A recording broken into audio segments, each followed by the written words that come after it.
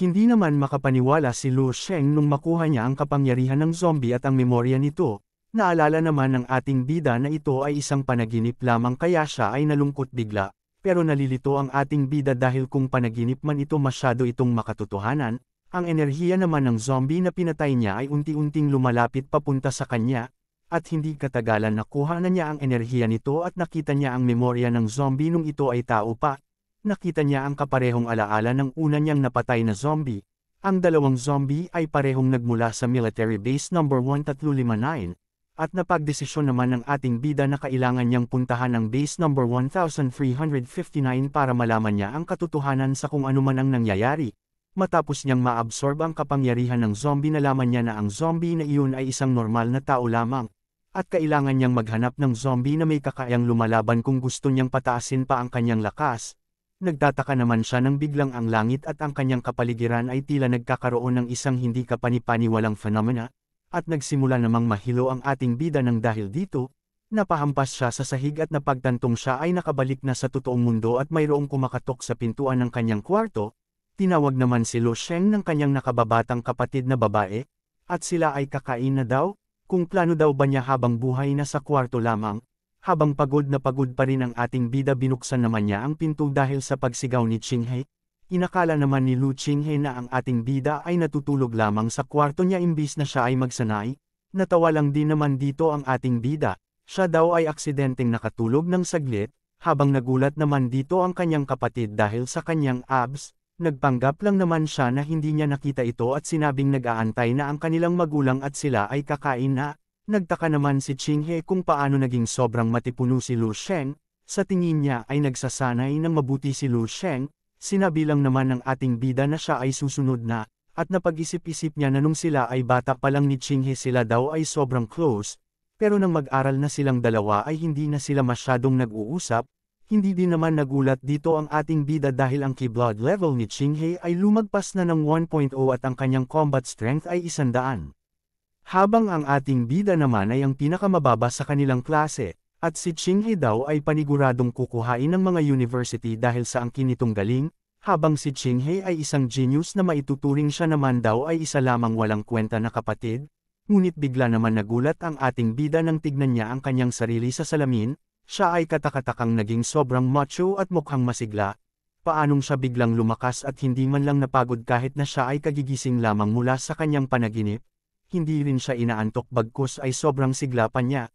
Hindi lang iyon dahil hanggang ngayon naalala pa rin niya ng malinaw ang memorya ng mga zombie na napatay niya. At may natutunan din siyang mga combat technique mula sa zombing mga napatay niya. Hindi naman siya makapaniwala at napaisip siya na siya ay lumalakas sa kanyang panaginip at kaya niya itong magamit sa totoong buhay. Kaya niyang lumakas sa pagtulog lamang.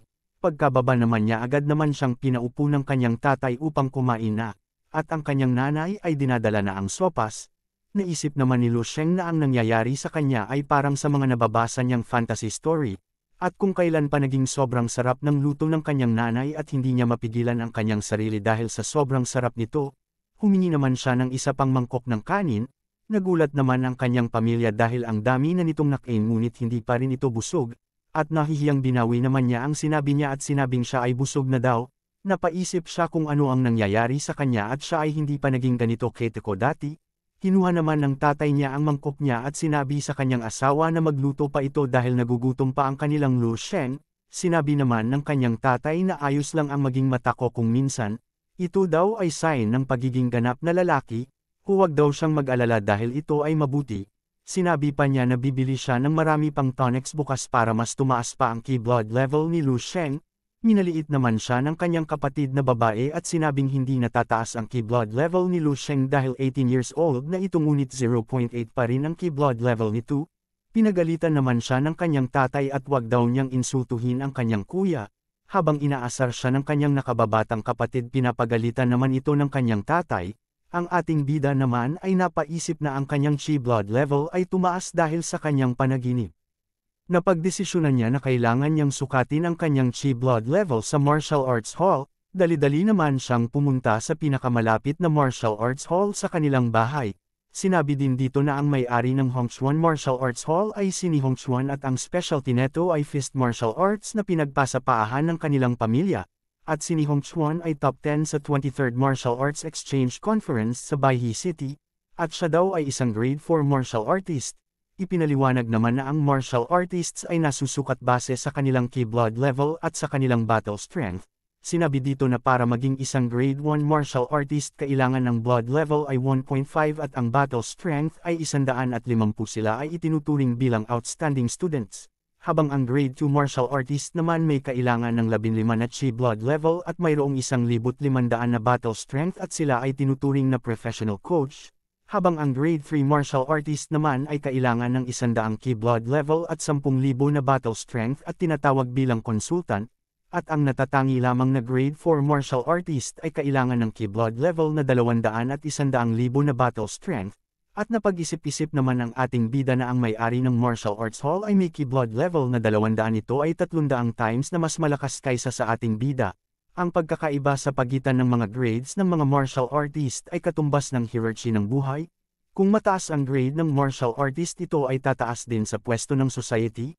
Napalingon naman ang ating bida sa tuition fee ng martial arts hall, at naisip naman niya na tanging ang mayayaman na pamilya lamang ang may kakayahan na makapag-aral dito.